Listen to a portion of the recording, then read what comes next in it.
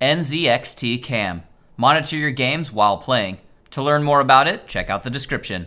Hey everybody, it is the Angry Honey Badger here, and it's time for Badgers picks for the week of June 21st. We're going to see who's free this weekend, which 4 champions I'm going to recommend.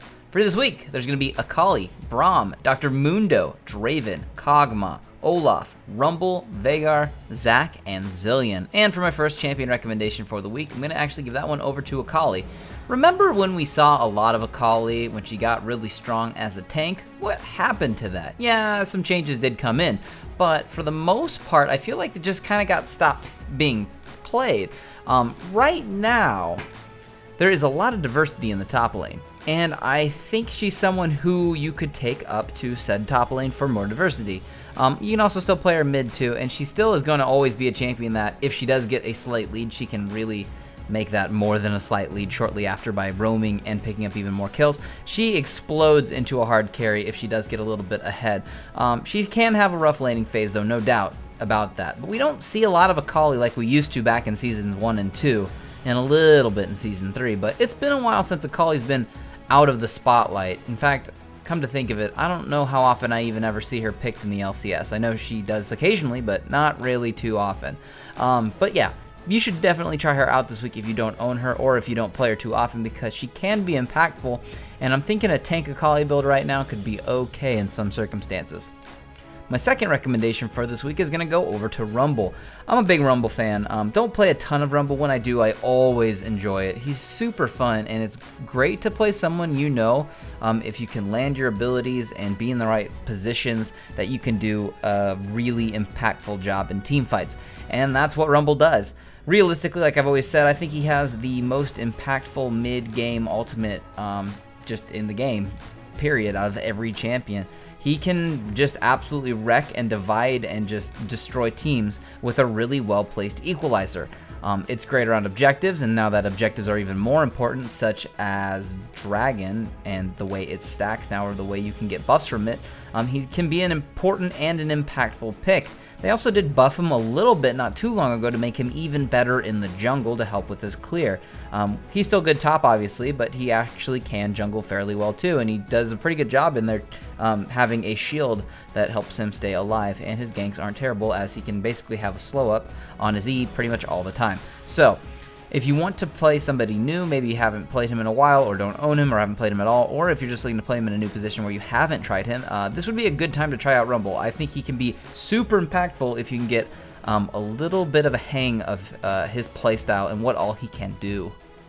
For my third recommendation, that's going over to Brom. Brom right now is probably not the most contested support pick in professional play, but probably pretty close.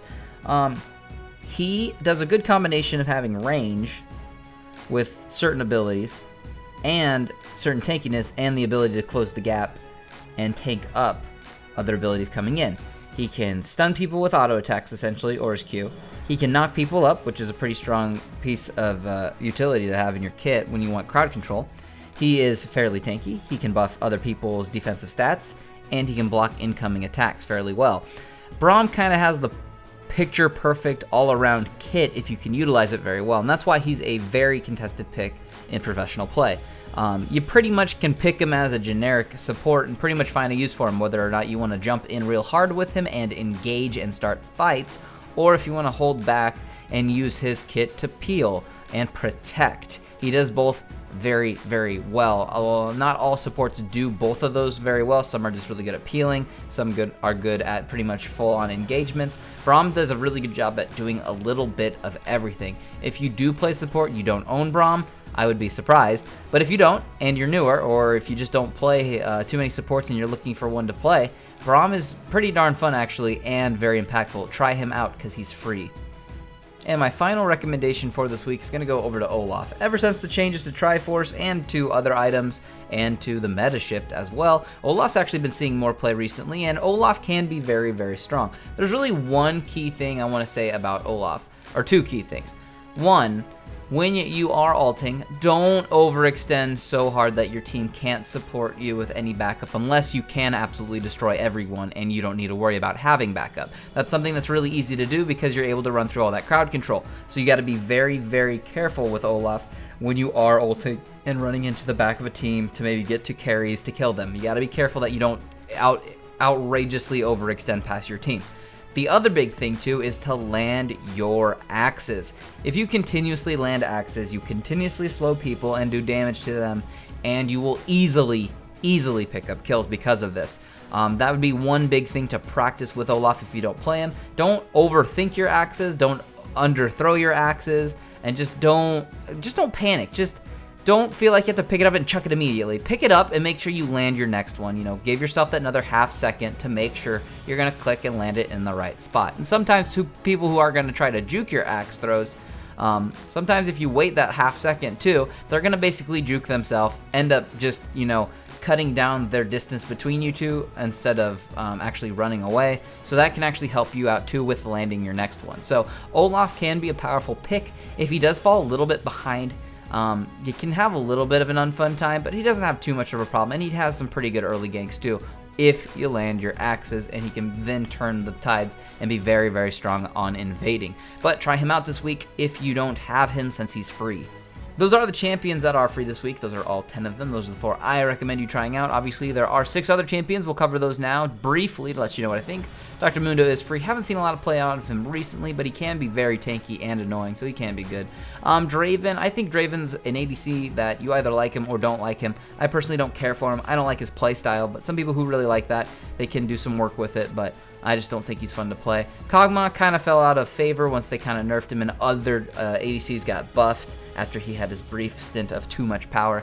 Veigar, I don't care for him. I think he's really boring to play, but some people really like him. I think he's way more impactful than he really is, but that's whatever. Zack's actually a pretty good choice right now if you're looking for a pretty solid tank jungler who can still do plenty of damage. And Zilean actually is a very good champion. I just did not recommend him this week, but some people have a problem with utilizing his damage and when to ult people in what time and what order. Zilean should typically never really be using his ult on himself unless he gets crazy caught out. And even then, it's probably not that impactful to actually save yourself, but you really don't want to waste it by just going down and not using it. So make sure you use it on your frontliners and your ADCs to keep people in the fight, as you should be on the back line supporting the team with the bombs and damage that you have. But those are the champions that are free. If there's a box around any of the champion portraits, that means you can click on it. It will take you to some type of video that you can watch for your enjoyment of that champion. But other than that, I wish all of you the very best of luck this week on the Fields of Justice.